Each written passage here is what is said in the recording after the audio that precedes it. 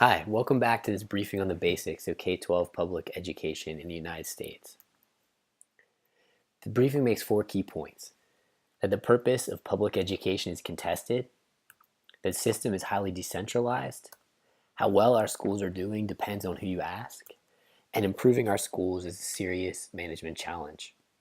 When you finish watching this series of videos, you should have a better understanding of why the system works the way it does and be better able to anticipate how new change efforts might unfold. The briefing is organized in 4 parts, each posted as a separate recording. This is part 3, how well our schools are doing depends on who you ask.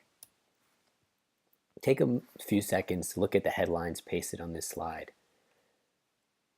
Together, they say a lot about the results our education system is producing, especially that it is another contested question that's harder to nail down than one might think, and depends on what outcomes are prioritized and what context they are viewed in. Could all of these things possibly be true at the same time?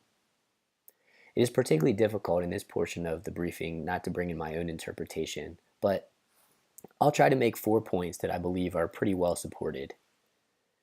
First, access and attainment have continued to grow. There's been some progress improving student achievement, but it's incremental, and particularly so when considering increases in spending and many interventions that have been attempted.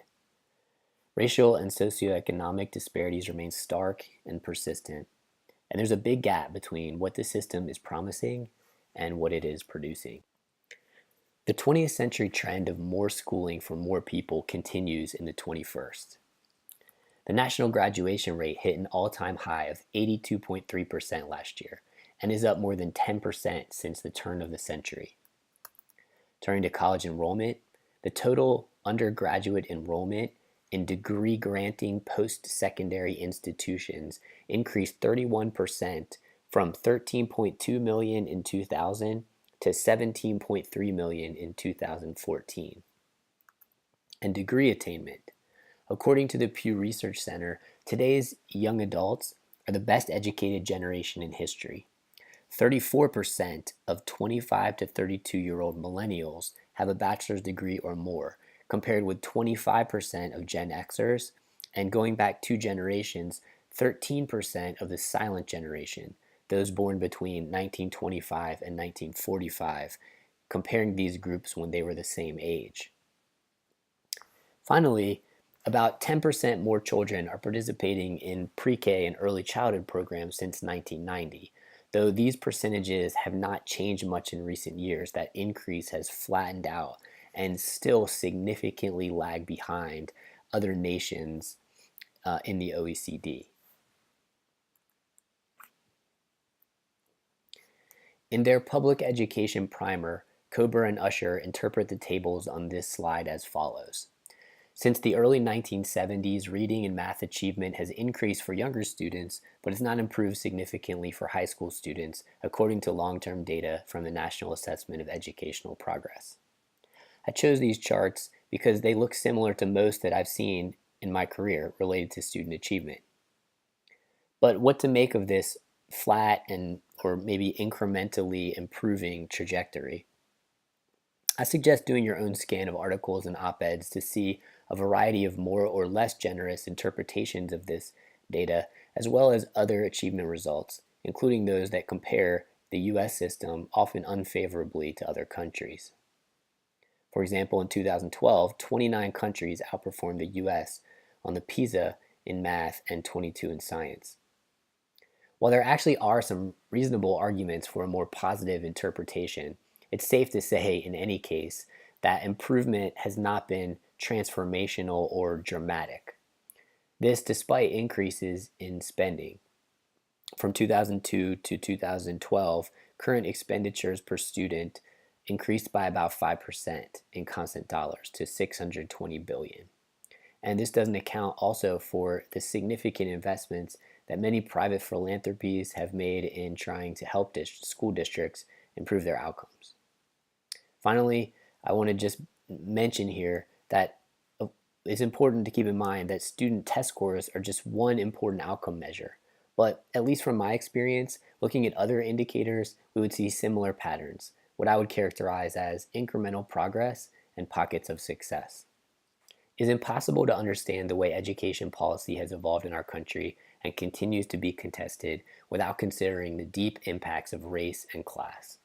The struggle of black citizens and other communities of color for equal opportunity, the resistance of many whites, continued concentrations of poverty and racial isolation, and on a more positive note, a broad-based effort to close what is commonly referred to as the racial achievement gap in recent decades, albeit through a variety of different and competing strategies, are all part of the history and policy context of our K-12 system.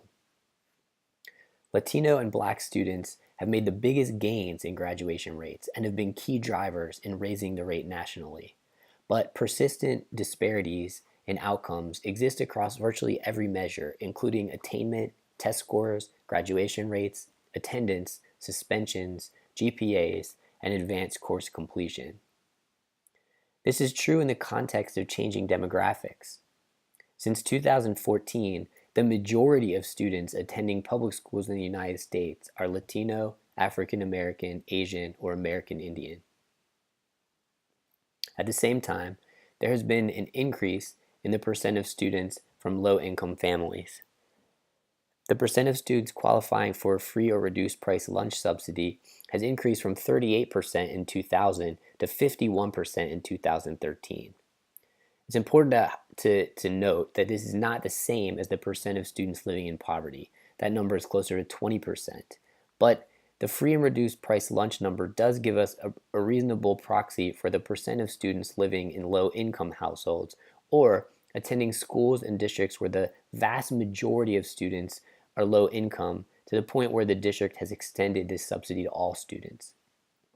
In any case, it gives us a clear sense of the direction that this percent has been moving. Further demonstrating an ongoing demographic shift is the fact that the number of students who are English language learners has climbed by more than 50% over the past decade, to the point where 1 in 10 public school students is an English language learner, a student whose first language is not English. Of course, these numbers that we've talked through on this slide are very different depending on what state and district you are in, once again contributing to the challenge of developing and aligning policy solutions. Schools remain highly segregated, with a trend toward resegregation since the early 90s, according to observers like Orfield and Lee. In a piece in the New York Times Magazine, which I highly recommend, journalist Nicole Hannah-Jones cites the United States Department of Education's Office for Civil Rights when she writes that, quote, schools with large numbers of Black and Latino kids are less likely to have experienced teachers, advanced courses, instructional materials, and adequate facilities. She adds, most Black and Latino students today are segregated by both race and class. Regardless of how one views the performance of the system overall, and whether one chooses to focus on progress that has been made or urgent challenges at hand, it seems fair to at least view the outcomes in relation to the goals it's communicating to its own stakeholders. In this light, there is a sizable gap between the vision of all students graduating high school, college, and career ready, and various metrics for measuring this particular outcome.